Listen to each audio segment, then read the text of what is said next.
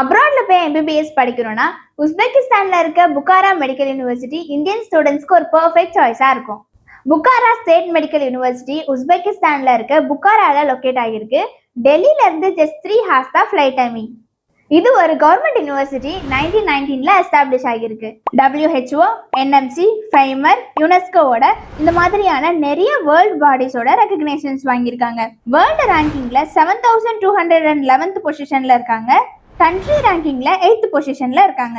இங்க ஆஃபர் பண்ற MBBS program full and full இங்கிலீஷ்ல தான் டீச் பண்றாங்க. எம்பிபிஎஸ் ப்ரோக்ராமோட duration 6 years plus NMC norms படி 1 year internship ப்ரொவைட் பண்றாங்க.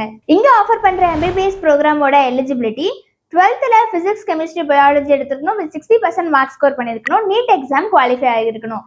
உங்களோட நீட் ஸ்கோர் 3 yearsக்கு வேலிடிட்டி இருக்கு. டியூஷன் ஃபீஸ்மே லோ அண்ட் அஃபோர்டபுள்.